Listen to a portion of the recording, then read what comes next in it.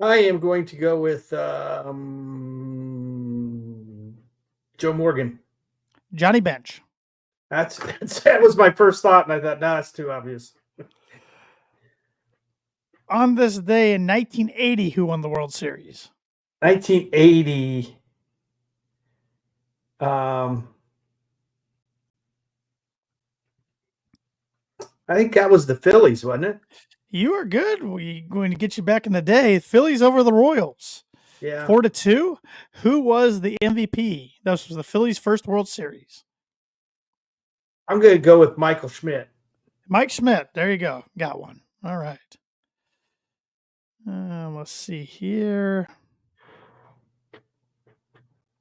That was a series that featured MVPs from the American League and the National League, much like this one will. It was George Brett and Mike Schmidt, the two best third basemen, maybe two of the best in the history of baseball. On this day in 1997, Cleveland outfielder Marquise Grissom recorded a hit in his 15th straight World Series game. Second longest night. This was the second longest 9-inning World Series game, 4 hours and 12 minutes, as the Marlins beat the Indians 14-11. Wow. Yeah, it's an exciting one. On this day, 1998, who won the World Series? Now you're starting to get out of my character. You said something about the Yankees winning 98. I'm going to the Yankees. Yankees swept the Padres. Yeah. And it was their second title in 3 years. Who was the MVP for the Yankees in this one?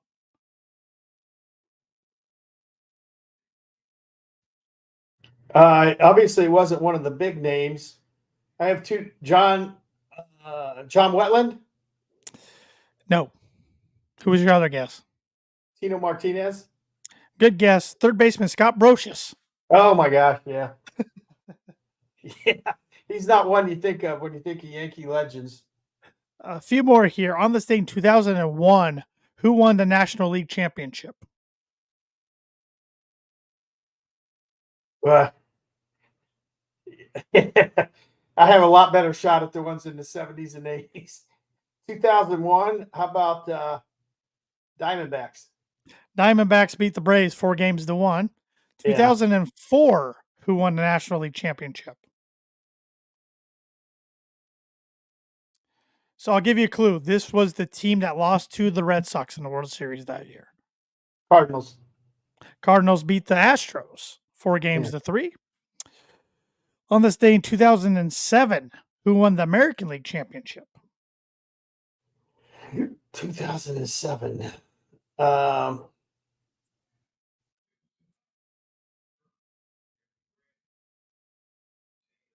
I think I'm wrong. I think it was 2006, but I'm going with the Red Sox again.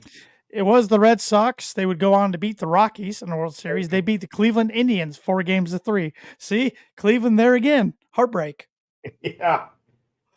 Also on this day in 2007, Tennessee Titans kicker Rob Baronis set an NFL record for most points scored in a game without any touchdowns, with 26 in a 38-36 overtime win over the Texans.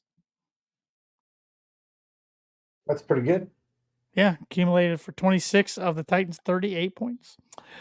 And lastly, on this day in 2009, who won the National League Championship? Well, they lost to the Yankees. Correct. So,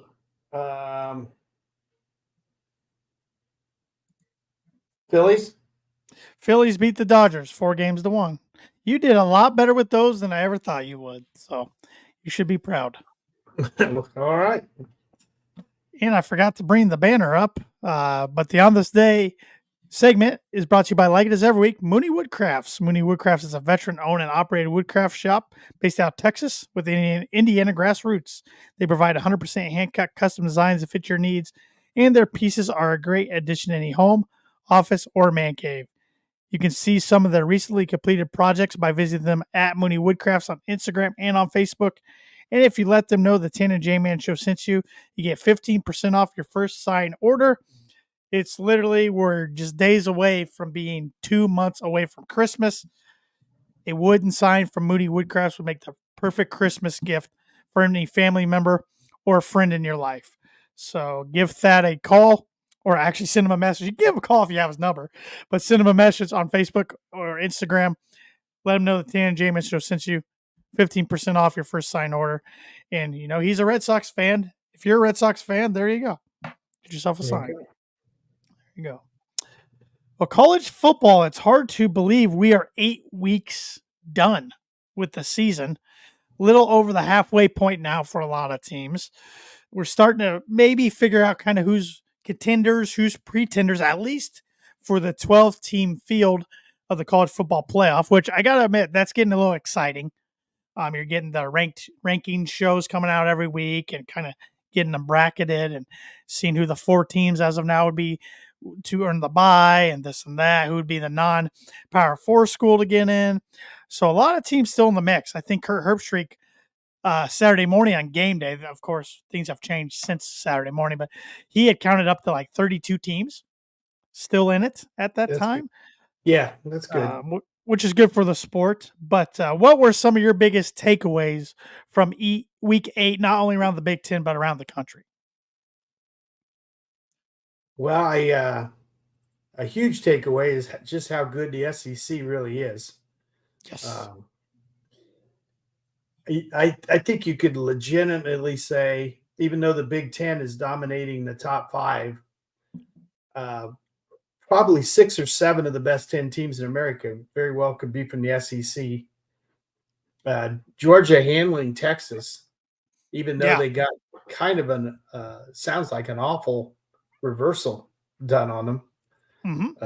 Texas fans didn't have their way, threw some things on the field, and all of a sudden they got their way.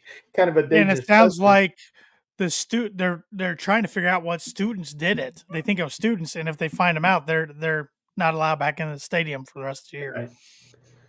Right. That was a big game. Quinn Ewers a month ago might have been. They were talking to him being the number 1 overall pick, and just based on performance in the last week or two, he may not even be a early first round pick anymore. Maybe late first round, early second. He's kind of damaged his reputation a little bit here. Well, it was interesting. They pulled him, put in Arch Manning. Arch was struggling. Arch has not seen a defense like this in his life. No. And then Quinn got back in the second half, and for a little while played all right.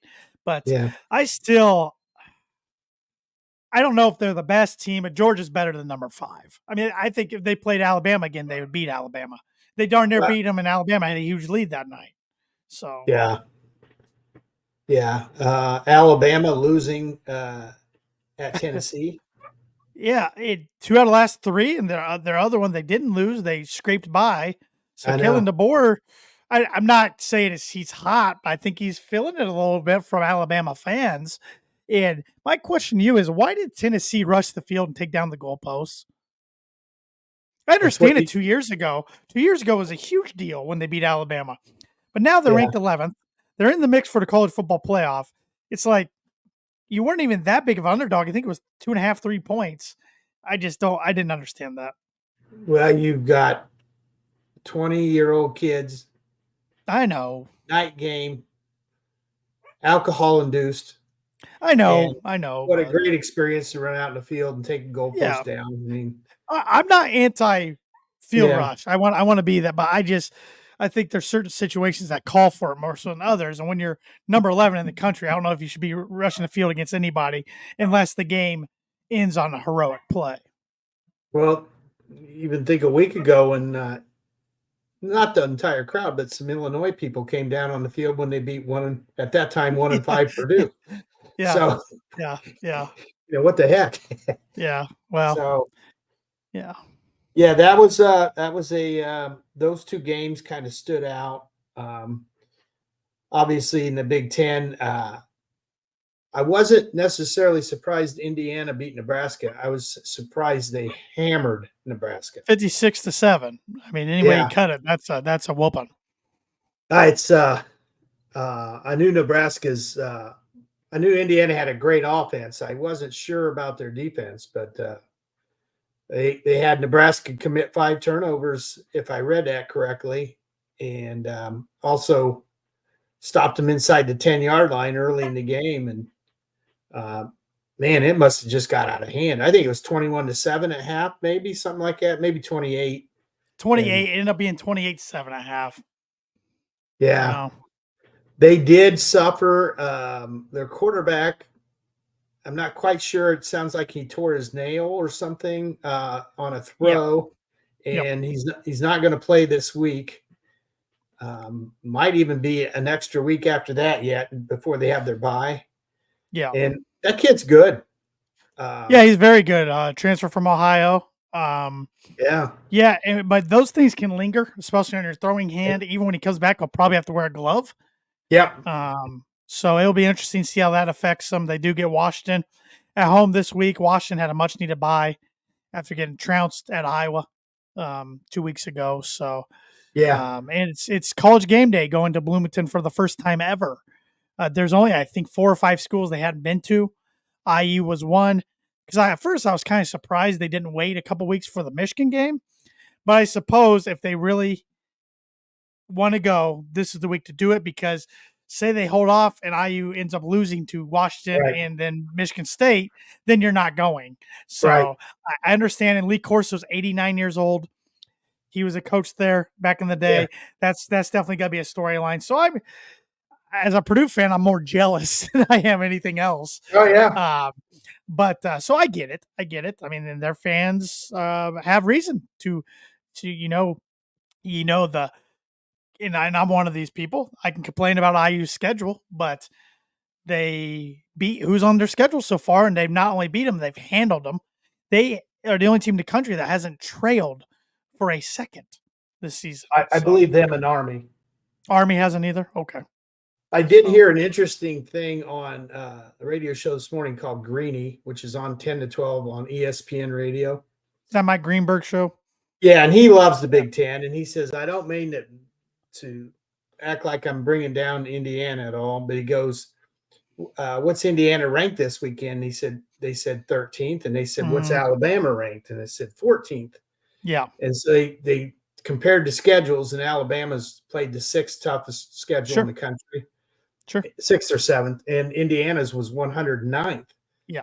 And they said, is it fair to take a 7-0 Indiana team over a 5-2 Alabama team? And one guy said, well, yeah, they're 7-0 in Greeny. And he said, what would it's the same guy. He goes, what would Alabama's record be with Indiana's schedule? I said 7-0. And they said, what would Indiana's schedule be or record be with Alabama's schedule? Yeah. Yeah. And the guy goes, probably 3-4. Yeah. And he goes, how's that fair to Alabama? Yeah. So it's going to be interesting how they decide these last 7 or 8 teams in this playoff. Sure. Indiana's probably going to be 10-2, 11-1. I think if they get to 11-1, it'll be very hard to keep them out of the playoff. But 10-2 what would their gets best interesting. win be? Well, I mean, depending how these teams finish, could be Nebraska, Nebraska, or Washington if they beat them, or Michigan if they beat them. That's what I'm saying, though. I know they don't have Penn State or Oregon on their schedule. They wouldn't have a win over a top 30 team, is what I'm saying. Right, and they haven't played a ranked team yet. So if LSU beats Alabama's got two. I think where it gets interesting is if Indiana's 10-2, and you're between a 10-2 Indiana and a 9-3 SEC team. That's where it gets interesting. Well, I don't think Indiana gets in at 10-2. So you think they have to go 11-1 to get in? And the irony of a lot of this is they drop Louisville off their schedule. Yes, because they could really use that win now. Yeah, and they very well could have beaten Louisville this year. So yeah, they could have Louisville really puts used the points, but yeah, they have trouble stopping people. I mean, the great thing is they're getting a lot of wins, but it's Maryland, UCLA, Northwestern. Now Nebraska is a legit win. They're 4-3, but they play Ohio State. Well, I was gonna say now they play Ohio State, so that win's gonna be 4-4. Yeah. Yep. And they're fighting to make a. I mean, and what is a Nebraska win anymore? This is a program that hasn't made a bowl since 2016. This isn't the Nebraska of the 70s, 80s, 90s, and early 2000s anymore. Not at all. But they did beat what's turned out to be a pretty competitive Colorado team Yeah, don't get me started on that. Yeah. pretty badly. Yeah. And so it's just interesting how they're going to go about doing these last Yes. Yes, I will. spots. Yep. Like I said, Indiana very well could be 11-1 and lose to Ohio State. And I'm just not sure what that power victory is going to be that's going to propel them to the unless they would you take 11-1 Indiana over 11-1 Notre Dame? That would be a really interesting conversation. But yeah, I don't think they leave. I don't think they leave. I think Notre Dame gets a tiebreaker over anybody just because of the ratings. well Whether that that's fair or not. and they do have on their schedule or a Texas A&M, which is Yeah. Well, a they play nice undefeated win. Army this week or undefeated Navy this week. They have an as of now undefeated Army coming up in a Yeah, couple weeks. but other than that, you're right. Their schedule's been Purdue and Northern Illinois, who beat them, Miami of And they Ohio, haven't played well. now Stanford. They have Florida State coming up in 2 weeks, but they're Yeah, 1-6. They're horrendous.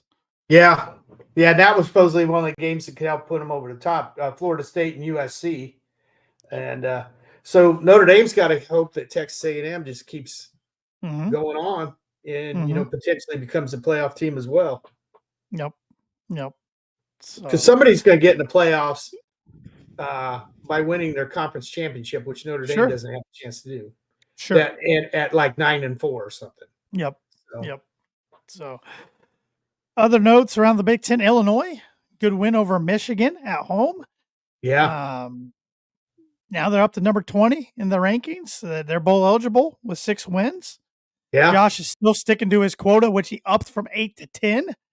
So, but what did you think of the Red Grange throwback uniforms that took 2 years to develop? I thought they were borderline hideous. The helmet was interesting. The helmet was cool, I thought. Yeah. The helmet was interesting. The jersey was nasty. Yeah. But Red Grange had scored famously 4 touchdowns in like a 10-minute span in the first quarter back in the 20s when they played Michigan. Yeah. So the Galloping Ghost or the Wheaton Iceman, or whatever you want to call him. Yep. Yeah, Michigan fans are thinking, I think they thought they would drop off from last year, but maybe not this much. I mean, their offense just cannot score. Now they're playing quote unquote little brother Michigan State this weekend, who looked good against Iowa last week. They're starting to play good. And Michigan still plays, of course, Ohio State, Indiana. Right. They got some toughies left. So, and then you look at Penn State, this is a big next 2 weeks for James Franklin. They're traveling to Camp Randall in a night game to take on Wisconsin. And then if they get by them, they host Ohio State next week. So, yeah. Penn State, much like Indiana, doesn't really have that marquee win either. I suppose their best. USC. Yeah, that's probably their best win though on the road at USC. Yeah. I can't remember who. I think they beat. Did they beat like West Virginia in the non-conference or something? They did. Yes. Yes. At West Virginia, I believe. Yeah, which is a good win, but they don't have a marquee win yet either. Yeah. And then Oregon, by winning and Texas losing, Oregon is now number 1 in the country. They blanked our Boilermakers 35-0 Friday night. Purdue shut out for the first time since 2013. Things are just not getting better in West Lafayette. They have a much needed bye this week, but it's just clock's a ticking for the end of the season. Yeah. You can't get it over quick enough. No. It's a shame how far it's fallen in 2 years. That's what's amazed me. It's not really the record. Yeah. It's the blowouts and just how fast things have got ugly. I mean, quickly. So they've only led in Big Ten action for like 3 minutes in the third quarter against Nebraska, and for literally 45 seconds or whatever it was against Illinois at the end of the game. And they've just been chasing, and it's almost like just score the first touchdown one time, see what happens. But it just never happened. In Oregon, Oregon's pretty darn good. They they're good. They're very good. They I don't think they ever put their car in 5th. I think they could have put up 60 pretty easily if they really wanted to. Yeah. Purdue had no answer for the passing game.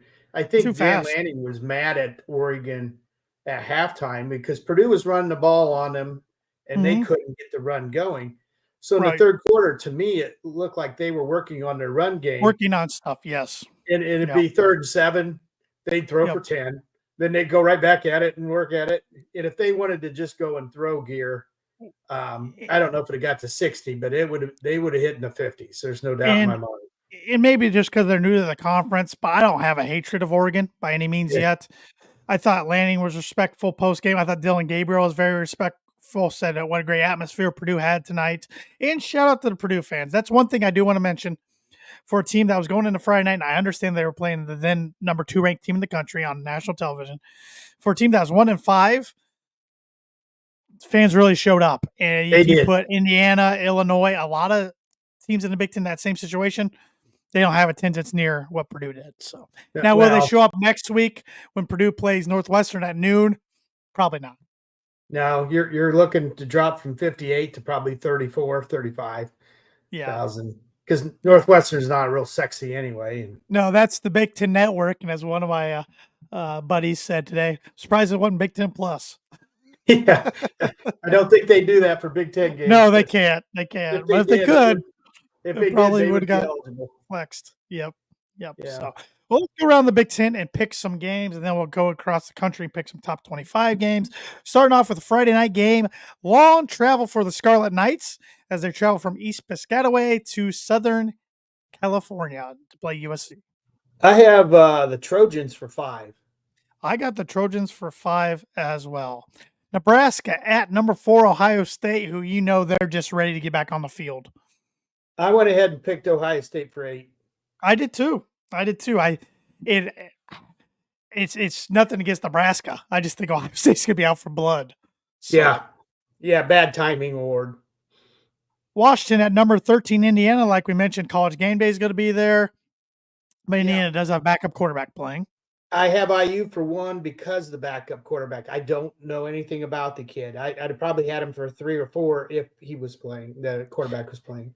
And I probably should go over some of these lines real quick. USC's a 14.5 point favorite of Rutgers. Ohio State's a 25.5 point favorite over Nebraska.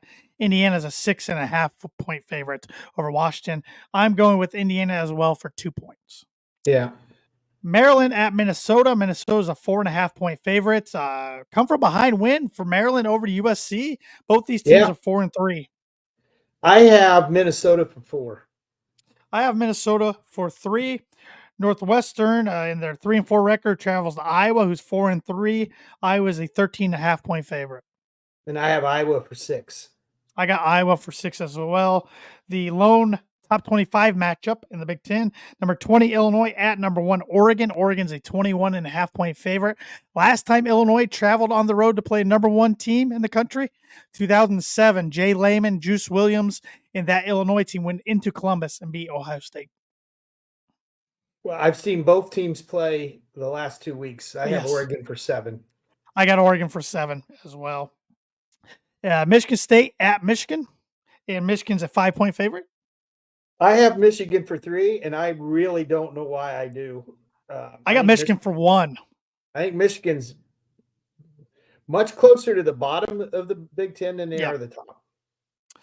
At number 3, Penn State 6.5 point favorites at Wisconsin, who's all of a sudden 5-2. I got Wisconsin for 2. I just think Penn State, this is where they always seem to hiccup. I got Penn State for 4, and I'm not a fan of James Franklin usually, especially when it comes to big games. The J-Man did send in his picks. He's got Oregon for 7. Oh, that was last week. Excuse me. He's got Oregon for – he does have Oregon for 7. He's got USC for 5, Ohio State for 8, Indiana for 6, Iowa for 4, Minnesota for 3, Penn State for 1, and Michigan for 2. Yeah. Yep. So pretty close to what both of us had, other than we differed on one. Yeah, he's got a little more on IU. Like I said, I just don't know what the backup quarterback. Right. And obviously they scored 28 points with him in the second half. So, but I think they had 4 turnovers in the second half. So let's go around the top 25 a little bit. We got a good one Thursday night. 5-1 Syracuse. Every time I watch Syracuse, I like the way they play. At number 19, 6-0 Pittsburgh. Like I said, this is a Thursday night game. Pittsburgh 6-point favorite. That was an old Big East matchup from years ago, Yep. right? Now it's an ACC matchup. Yep. I'm going to go with Pitt. I'm taking Syracuse on the road. Like I said, every time I watch them, this new coach of theirs, I don't remember his name. He's doing some good things out there. And he's got the old Ohio State quarterback, right? Yes, he does. Number 17, Boise State, who's 5-1 at 6-1 UNLV. Boise State's a 2.5-point favorite, but I like what Barry Odom's doing out there in Las Vegas. I'm going to go with Boise State. For some reason, I just have a gut feeling they'll be the team that gets into the Big 12, the 12-team conference or championship. Especially if their running back wins the Heisman. Yep. So he needs all the pub he can get. Number 12, Notre Dame, 6-1 at an asterisk. Number 24, Navy, who's 6-0. And I say asterisk because this is at MetLife Stadium. Notre Dame's 12.5-point favorite. I think Notre Dame wins, but I see it being more of an 8 or 9 point win, not a 12. I see it being fairly competitive. It's been a long time probably since both these teams were top 25 when they've met. Yeah. Oklahoma, who's reeling at 4-3 at 5-2, number 18, Ole Miss, who's 21-point favorite. Yep. Ole Miss. Yep. Number 21, Missouri, 6-1 at number 15, 5-2, Alabama, who is a 13.5-point favorite. I got to think Alabama, just through tradition and everything else. Yep. They kind of rely a lot on that quarterback running the ball, though. But I'm picking Alabama. I'm taking Alabama as well. Number 5, Texas at number 25, 5-2, Vanderbilt. Texas is an 18.5-point favorite. Vanderbilt, Illinois, and Indiana all ranked with Army and Navy, right? That's Army, Navy undefeated. What a year! College football has changed. I'm going to go with Texas. I am too. Anyway, Florida State shows a pulse at number 6, Miami, Florida, who is 21-point favorites. I think Miami wins by 17-20. Yeah. Good one here. Number 8, LSU at number 14, Texas A&M. Both teams 6-1. A&M's a 2.5-point favorite. At Texas, I'm going to take A&M because it's there. I'll take Brian Kelly and LSU to be different. That guy seems to win big games when he Plus, it's been that kind of year. Yeah. For us Purdue fans. Well, and let's just throw since it's been that kind of year, let me throw one more team in there who's not top 25. Let's see, who do they play? Colorado, 5-2, 4.5-point favorites as they host Cincinnati, who's surprisingly 5-2. 4.5 or 14.5? 4.5. I got to think Colorado gets that. I do too, and they would become bowl eligible. Yeah. Yay. Well, Deion can win Sportsman of the Year again or whatever. No, boy. All right. I got some pick six for you real quick before we talk NFL, but we are going to talk NFL. My first guy of pick six, Brandon Ayuk. Yeah. He's been having kind of a bad year. He had one huge game. He's an enigma. He showed out last year, was kind of disappointing the year before, but the 49ers will miss him. Yeah, he tore his ACL and MCL. Yeah. Deshaun Watson. Yeah, I don't think Cleveland's going to miss him too much. It's probably it's one of the worst deals in NFL history, and it's the gift that keeps on giving because it's going to kill the Browns for 2 more years. Yep. And I actually think Jameis Winston was a better option. I was shocked he wasn't a number 2 yesterday.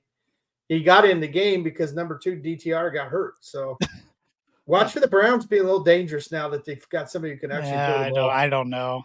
I don't know about that. Who's he going to throw to? Amari Cooper got traded. Yeah. That tight end's a beast. Yeah, and Njoku's good. Jaden Daniels, another quarterback banged up. Yeah, he's been something this year. I wonder how long he's going to be out. They had the big matchup with Week to Caleb. week, week to week. Yeah, yeah. For Washington's sake, I hope he doesn't try to come back too early because they play Caleb Williams this week. Yep. And probably a little of that I should have been number one. Yeah. I'll show you. But Washington's a real deal. Russell Mariota Wilson. played fantastic yesterday. So. Russell Wilson.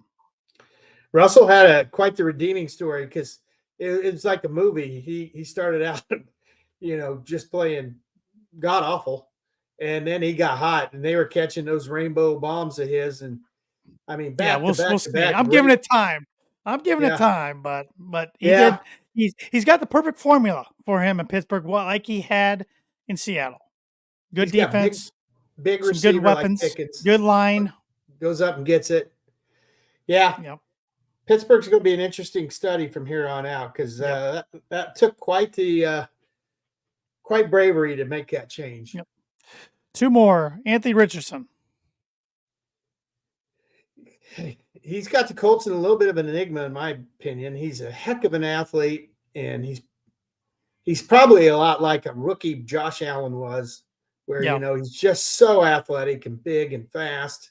But hey, I was talking to a Colts fan today, and he said Anthony Richardson throws a good ball if his first target, the primary receiver's open. But if he has to go to a secondary receiver, he goes, that ball goes all over the place, in the ground, over his head, left, right. And, you had to wonder because they had to beat the Dolphins yesterday, who had, nothing at quarterback. And, if Joe Flacco was in there, they were going to beat him. Yep. So, but they got to go with Anthony Richardson. They got to see what they have in this kid. Yep. And lastly, just because I want your thoughts on him, Jordan Love.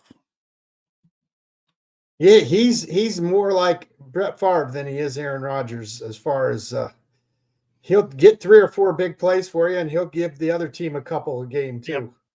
Yep. It's a Packers thing. I could have thrown Aaron Rodgers in there for the last one, I guess, but I say Rodgers didn't throw interceptions like he is this year, but I mean, for 20 years he didn't. Yeah, right. Jordan's either got 3 touchdowns and 2 picks about every game. So he's Thad Mooney on Facebook. Steelers country, let's weld. Russell Wilson. Let's weld. Yeah, he'll come out. He'll come out with something. Just give him time. I can see that. Go ahead. I was going to say that could be a sign for Mooney Woodcraft. Steelers. There you go. Let's weld. There you go, Steeler fans. Get your orders in now. Yeah. That's the Pick Six segment brought to you by Performer Print Suit Promo Group. If you're looking for a trustworthy, dependable resource for your next trade show, company picnic, or sales meeting, Performer Print Suit Promo Group has over 50 years combined experience in promotional products and commercial print. They strive for fast and efficient response to all your print needs, so you need to look no further. Let them be your one-source print and promotional company today by giving Barbara Van Weinsberg a call at 574-210-3815. 3 winners, 3 losers. I will let you start off with your first winner. Detroit Lions. I mean, lost arguably their best player last week. Had a fumble, weird play. Fumble ran in on him. All of a sudden got behind, and Jared Goff's, he's probably the midseason MVP. Just drove him right down the field. They got 2 fantastic running backs. They haven't even really used their tight end yet, like they're capable. So I think Detroit's the team to beat right now in the whole NFL, not just the NFC. My first is the Seattle Seahawks going on the road after losing 3 straight, going on the road into Atlanta and winning by 20 points. They were getting blankety blank in my household because for a while it looked like they were going to be the lone team to cost my wife a nice little parlay. But thankfully the Texans did too, so she couldn't just blame the Seahawks. But you don't want that girl mad at you. Yeah. No, you don't. No. Number 2 winner was probably Saquon Barkley. He had 3 huge runs against the Giants, and I was for the Giants, but you got to give the guy his due. He seems like a good dude, and he had a heck of a game. My number 2, I'm going with Kansas City Chiefs. I really thought they were going to get tested more against San Francisco than they did. And you know what's scary about this team is Mahomes is not even playing near his best, and they're winning pretty comfortably. So I think that's an understatement saying he's not playing near his best. yeah, He's below average right now. I mean, if you would have told me at the start of the year that his numbers were going to be what they are now, and that Travis Kelce wouldn't have caught a touchdown yet, I would think a Yeah. couple of losses have come their way, but nope. There's no doubt. It's been shocking. I'm looking at this sheet because I never got prepared for the 3 winners, Oh, 3 that's all right. losers. That's all So right. I'm going to go ahead and just say the Colts, because they won a game they had to have. Yeah. Looked terrible doing it, but they won. I'm going to say Cincinnati. I know they beat the Browns, but all of a sudden they're heating up. So here they come. Well, they've won 2 in a row. It's interesting. Their defense has played great for 2 games in a row, and their offense has been missing in action. So if they get it all together, they may be in there yet. 3 losers. I'll let you start again with losers. I was going to say the 49ers, Mm-hmm. not only did they lose the game, but you start the game out and all of a sudden you don't have your number 1, your number 2, or your number 3, and you didn't even know Makes that it going tough. into the game. Yeah, and they're makes it playing tough. guys I had not heard of. Yeah. I mean, I heard Mark Schlereth this morning say, well, Kansas City didn't have Bay, and I'm thinking, well, Kansas City knew who they had. It wasn't like this all happened at game time for them. Correct. Watson's played with him for 4 years, and Worthy's a first-round pick. They had options. 49ers had no options. Yeah. And they need Christian McCaffrey back. And it's they lost 1 game because they didn't have a kicker. And so they're in trouble, but I still think the 49ers will be here before the end of the year. But they lost yesterday, and they needed it. I'm going with the Panthers. They are awful. That's all I got to say about them. They are just terrible. Yeah.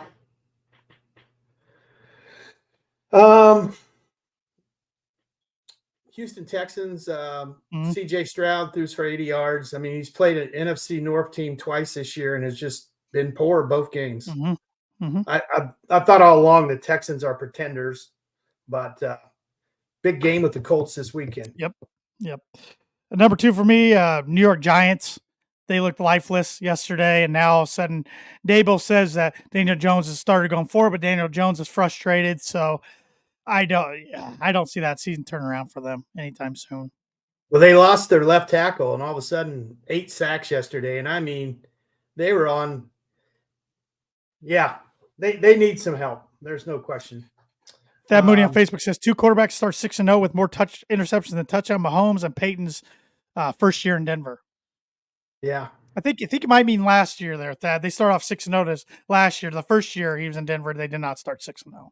Yeah, there was a big difference between Peyton year 1 and Peyton in year 4 for Denver. Even though year 1 in Denver, he didn't get off to a good start. He threw a lot of interceptions, but they were still winning a couple games. My other loser is the New Orleans Saints. They are a hard watch. Well, they were injured, but yeah, they're not good. They are a hard watch. Yeah. I don't think they're as injured as the 49ers are, but they were injured. My other loser is New York Jets. I don't think Devontae Adams trade's going to mean much. They're 2-5. You can almost give the Bills that division title already. Yeah. That's true. Yep. All right, let's get into our week 8, picks. Starting Thursday night, Minnesota Vikings at the Los Angeles Rams. Vikings for 8. I got the Vikings for 6, and J-Man has the Rams for 4. The Philadelphia Eagles at the Cincinnati Bengals. I have the Bengals for 2. I got the Bengals for 5. J-Man has the Bengals for 3. Baltimore Ravens at Cleveland Browns. I have this somewhere else in the. That's the game I missed, so I'm going to say Ravens for 16 because I didn't have a 16th. I got the Ravens for 15. Josh has the Ravens for 14. Titans at Lions. I got the Lions for 15. I got the Lions for 14. Josh has the Lions for 16. Cardinals at the Dolphins. Well, the Cardinals for 5, and I just heard Tua is practicing, so that could make a difference if he plays. But right now I have the Cardinals for 5. I have the Cardinals for 2. J-Man has the Dolphins for 1. That's a homer pick there, but that's all right. The New York Jets at New England Patriots. I have the Jets for 9. I got the Jets for 10. J-Man has the Jets for 8. Atlanta Falcons at Tampa Bay Buccaneers. I have the Bucks for 1. I have the Bucks for 4, and J-Man has the Bucks for 7. Green Bay at Jacksonville. I have the Packers for 10. J-Man has the Packers for 10. I have the Packers for 8. Indianapolis Colts at Houston Texans. I have the Texans for 4. I have the Texans for 11. J-Man has the Texans for 15. I don't see it same thing in the Texans that a lot of people do, but I don't trust. It's more me not trusting the Colts on the road. well, that's true. Maybe they'll play Flacco. If they did that, I would not put it as high of points as I did. New Orleans Saints at LA Chargers, Drew Brees game. I have the Chargers for 14. J-Man has Chargers for 11. I have them for 12. Bills at Seahawks. I have the Bills for 3. I have the Bills for 7. J-Man has them for 12. Carolina at Denver. I have Denver for 12. J-Man has Denver for 9. And this will be Tanner's book it prediction of the week. I got the Broncos for 16, so I'm ready to get hurt big time. Give me 5-3 going into a gauntlet in November, and I'm feeling pretty good. And that is the J-Man's Book of Prediction Week, which is brought to you by Travis Watching Insurance Agency. Look out for more information on Travis and his new agency starting in November. But he's a multi-line agent specializing in home, auto, life, and renters insurance. Contact Travis at 219-869-4561. Finishing up here, Kansas City Chiefs at Las Vegas Raiders. Chiefs 11. I got the Chiefs for 9. J-Man has the Chiefs for 13. Chicago Bears at Washington Commanders. I have the Commanders for 7, thinking Daniels will play and be pretty healthy. I got the Commanders for 3 because I just don't know his status. J-Man has them for 5. Dallas at San Francisco on Sunday Night Football. I have Niners for 6. I got the Niners for 1. J-Man has the Niners for 2. And your Monday Nighter, New York Giants at Pittsburgh Steelers. I have the Steelers for 13. I got Steelers for 13. J-Man has the Steelers for 6. Repeat that birdie or bogey question one more time, Dad, please. Name the Heisman Trophy winner that has the most TD passes in the NFL. I've been going through my head Heisman Trophy winning quarterbacks for the past 20 to 25 years. I'm sure I'm missing some. It's probably an older one than that. I can't think. Part of me wants to say Doug Flutie, but I don't think he threw as many as this guy. I'm going active. I'm going Lamar Jackson. It's actually Carson Palmer. Didn't even come to my head. I completely forgot about him. And I was going back 25 years in my head. So the second most is Cam Newton. Another one I forgot about. But there hadn't been a lot of quarterbacks that's been successful. No. Staubach only had 153. And to put that in perspective, that's the same amount Carson Wentz has. Well, so many guys I was thinking of in my head that were good NFLers were runner-up or third place. So, Yep. So, but the good question, I'll take another bogey. It's really scary how accurate this is getting to my real-life golf game anymore. So, bogey after bogey after bogey. You make bogey if you make a good putt. Yeah, well, there's no 3-putt. There's no 3-putt segment or anything. Yeah. So, Dad, thanks again for filling in for the J-Man. It's been fun. And thanks everybody for tuning in. Hit that like button, subscribe button, hit that follow button, notification bell, do all those things. And we'll be back at it next Monday for episode 415. Have a great week, everybody.